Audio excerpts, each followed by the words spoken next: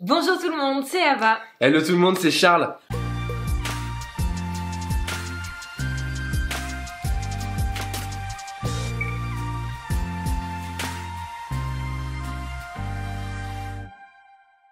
On espère que vous allez merveilleusement bien aujourd'hui. On va vous faire un dessert qui nous fait de l'œil depuis 1 an, je crois. C'est ça? Depuis au moins des lustres, mais minimum.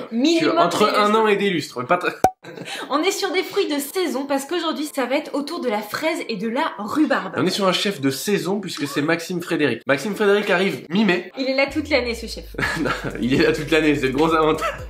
Alors c'est un roulé qu'il a fait à l'époque où il officiait au Georges V, maintenant il n'y est plus, mais c'est un roulé qui a été mythique, il est absolument magnifique, c'est un roulé très fin qui mélange menthe, rhubarbe et fraise et c'est juste magnifique. Pour aller un petit peu plus dans le détail de ce dessert d'exception, il va y avoir un biscuit, une sorte de biscuit pâte à choux. Mais à la poudre d'amande vraiment remasterisée, trop extra. En son centre il va y avoir une compotée de fraises et de rhubarbe. Extra. Et par-dessus une chantilly à la menthe, le tout recouvert d'un nappage à la fraise. Aujourd'hui on utilise le fruit. Ça va avoir du goût. Bon, ça va être magnifique, ça va être délicieux. On va commencer dès maintenant par préparer ensemble la mousse chantilly à la menthe. C'est parti. Pour commencer, vous hydratez la gélatine en poudre avec de l'eau bien froide que vous laissez 20 minutes au réfrigérateur. Dans une casserole, vous versez la crème liquide, le sucre semoule et les feuilles de menthe. Vous mélangez légèrement et vous allez chauffer le tout jusqu'à ce que la crème soit bien fumante. Pas besoin d'avoir une ébullition.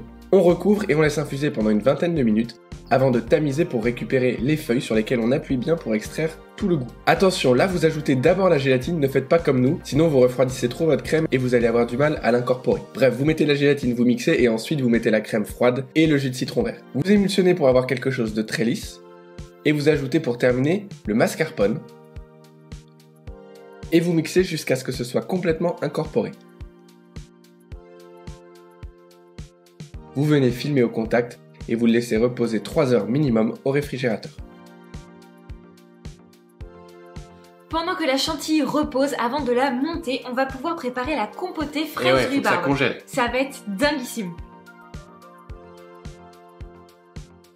Vous commencez par mélanger la moitié du sucre cassonade avec la pectine. Cela évitera les grumeaux à la cuisson. Dans une casserole, vous venez mettre vos morceaux de rhubarbe congelés avec le reste de sucre cassonade. Vous faites chauffer sur un feu moyen jusqu'à ce que ce soit bien compoté. Vous ajoutez ensuite les fraises fraîches et vous mixez. Là on n'a pas vraiment un beau rouge comme le chef, alors on a décidé de rajouter un petit peu de colorant alimentaire. Bien sûr c'est notre choix, vous pouvez tout à fait ne pas le faire, c'est juste que le visuel ne sera pas exactement comme le chef. Vous ajoutez le mélange sucre et pectine et vous portez à ébullition. Vous sortez ensuite la casserole et dans un tube, vous voyez, vous avez fermé le tube d'un côté avec du scotch. Vous allez venir le remplir. Vous roulez une feuille de papier guitare pour faire un tube d'1 cm de diamètre. Vous le remplissez et vous venez le fermer avec un scotch. Vous placez le tout 2 heures au congélateur et vous allez venir couler un petit peu de compoté dans un rectangle, ce qui nous permettra de faire des cubes de gelée pour la décoration. Vous le placez également 2 heures au congélateur. Maintenant on va pouvoir faire ce biscuit roulé d'exception et vous allez voir que dans l'enchaînement on va monter le gâteau, donc monter la chantilly. Asseyez-vous bien parce que là ça va être un petit peu chaud. Dans une casserole, vous versez votre beurre avec le lait, la poudre de vanille et vous faites chauffer le tout sur un feu moyen jusqu'à ce que le beurre soit totalement fondu et que vous ayez un mélange qui soit bien fumant. Là, on va avoir une très grosse quantité, ne vous inquiétez pas, les pesées sont réajustées pour avoir un roulé. Puis vous ajoutez hors du feu la farine et la poudre d'amande tamisées en une fois. Vous mélangez bien pour que ce soit homogène et vous remettez sur le feu à feu doux pour venir dessécher cette pâte. Pour l'instant, c'est un début de pâte à choux, mais avec de la poudre d'amande. Vous desséchez pendant environ 1 bonne minute en mélangeant, puis vous mettez cette panade dans un cul de poule. Puis vous allez ajouter en 2 ou 3 fois la masse d'œuf en émulsionnant avec la maryse. Vous pouvez faire cette étape avec votre robot, vous utilisez la feuille. Voilà, une fois que c'est bien homogène, vous allez ajouter en 3 fois la masse des jaunes d'œufs. Vous mélangez bien entre chaque ajout On dit 3 fois, ça peut être 4 fois, ça peut être 2 fois. Peu importe, l'idée c'est d'y aller tranquillement. Voilà, on a une belle masse homogène. Maintenant, on va mettre dans un cul de poule ou dans le bol de votre robot des blancs d'œufs avec un premier tiers du sucre. Et on va fouetter à petite moyenne vitesse jusqu'à ce que le mélange bulle. Comme ici. À ce moment-là, on ajoute encore une petite quantité de sucre. On augmente légèrement la vitesse du fouet jusqu'à obtenir les traces du fouet, comme ici, à l'intérieur de vos blancs.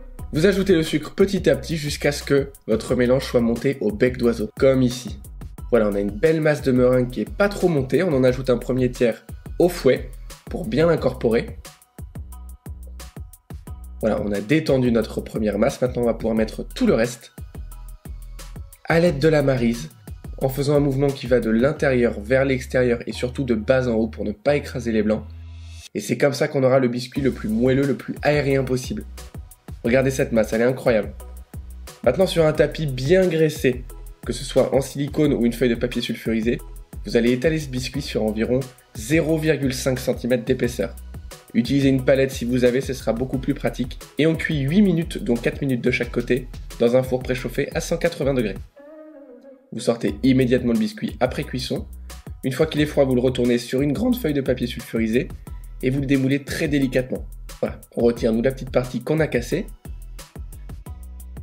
On peut ensuite venir récupérer notre chantilly et la fouetter pour qu'elle soit bien montée, mais attention, pas trop. Vous augmentez la vitesse progressivement jusqu'à avoir cette texture. Vous voyez, on ne veut pas quelque chose de trop pris. Dans notre biscuit, on coupe un carré de 25 cm de côté et on dépose une généreuse couche de chantilly. On va venir l'étaler. Et là, on va essayer de faire un travail très propre. On va essayer de ne pas déborder. On peut aussi se servir d'une règle pour faire des bords très nets. On fait une couche d'environ 5 mm d'épaisseur. On vient déposer ensuite notre tube de gelée et on enroule le tout. Regardez bien la technique. Vous prenez une partie de votre papier sulfurisé, vous tenez avec vos doigts la partie du dessous et à l'aide d'une corne, vous venez appuyer pour que le roulé soit très rond. On le met ensuite au congélateur jusqu'à ce qu'il soit complètement dur. On termine avec le glaçage qui va venir, vous allez voir, vraiment sublimer le dessert qui est déjà sublime, je trouve, comme ça. Et après, on va pouvoir passer à la dégustation. On commence par mélanger le sucre cassonade avec la pectine, comme toujours, pour éviter les grumeaux. Dans une casserole, on vient mettre le jus de fraise avec les fraises fraîches. Et on mixe le tout à l'aide de notre mixeur plongeant.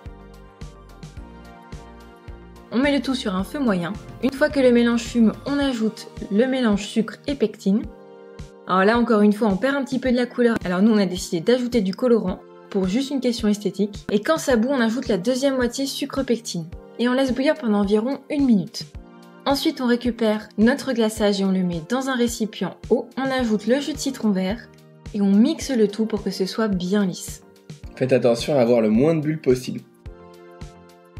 Puis une fois que vous voyez que votre glaçage a la texture que vous voyez à l'écran, il peut être encore assez chaud, probablement aux alentours de 45 degrés. Vous venez glacer votre entremets qui est bien congelé et normalement vous n'avez besoin de faire qu'un seul tour. On en a fait 2 parce que c'était écrit dans la recette, mais par rapport à notre glaçage, 1 aurait suffi. On vient récupérer notre entremets.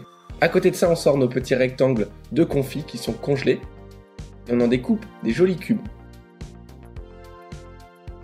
On les lisse légèrement avec les doigts pour que ce soit vraiment bien net. On peut récupérer notre roulé qu'on avait placé au réfrigérateur pour qu'il décongèle. Et on vient découper des petits rondins de 2,5 cm d'épaisseur. On découpe ensuite des quartiers de fraises. Prenez les plus mignonnes. Nous, on a pris des gariguettes. Et on vient déposer 2 fraises sur le dessus de notre roulé.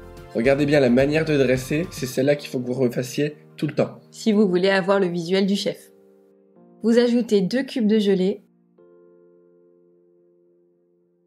2 petites feuilles de menthe et pour terminer le tout, une jolie feuille d'or. Ça, c'est vraiment pas obligatoire. Hein. Regardez comme c'est mignon. C'est vraiment un petit bijou. Vous attendez qu'il revienne à température et vous pouvez déguster. Ça donne trop envie, je trouve ça magnifique. Un petit bijou. Bon, c'est parti, dégustation.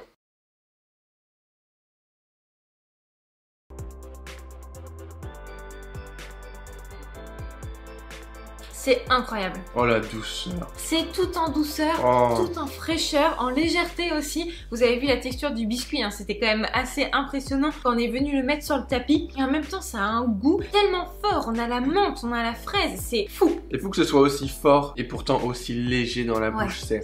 J'adore. C'est le genre de gâteau où tu peux pas t'empêcher de faire Vraiment, c'est un des meilleurs qu'on ait fait sur cette chaîne YouTube. Merci à Maxime Frédéric, merci aussi à Food Pâtisserie de proposer des recettes de grands chefs comme ça. C'est extraordinaire pour nous les amateurs de pouvoir reproduire à peu près le travail des plus grands pros. C'est délicieux, vous allez vous éclater. C'est à tomber par terre. On vous conseille fortement de le refaire à la maison, surtout qu'on est dans la saison, alors profitez-en. Si vous le refaites et que vous le publiez sur Instagram, n'hésitez pas à nous mentionner, ça nous fait toujours super plaisir de venir voir ce que vous réalisez. On vous met juste ici le nom de notre compte Instagram. Alors après, vous avez vu qu'il y a un biscuit roulé, c'est très technique, il y a une chantilly d'une manière très particulière, c'est très technique. Si vous voulez vraiment maîtriser dans sa globalité, si vous le refaites à la maison et que vous dites bah moi ça ressemble pas à celui de Charlie Ava ou à celui de Maxime Frédéric, c'est normal, il y a beaucoup de bases qu'on peut pas voir avec vous là. On vous met dans la description nos ateliers virtuels qui vous expliquent comment maîtriser vraiment en profondeur et comprendre la pâtisserie, donc c'est en dessous. N'hésitez pas aussi à mettre un pouce bleu en l'air si vous avez apprécié cette vidéo et si ce roulé vous donne envie autant que nous. Et dites-nous s'il y a une autre recette de Maxime Frédéric que vous aimeriez, parce que c'est la première qu'on fait sur la chaîne. On est fan de ce chef, on serait trop heureux d'en refaire, donc dites-nous. Vous pouvez aussi, et c'est même fortement conseillé, vous abonner et surtout appuyer sur la petite cloche pour ne pas louper les prochaines vidéos qui vont arriver sur la chaîne. On vous rappelle quand même, c'est tous les mercredis à 16h et tous les dimanches à 11h. Confinement ou pas confinement, on sera au rendez-vous. On espère que vous aussi. Sur ce, on vous embrasse très fort. Amusez-vous bien, pâtissez bien. Ciao. Bye.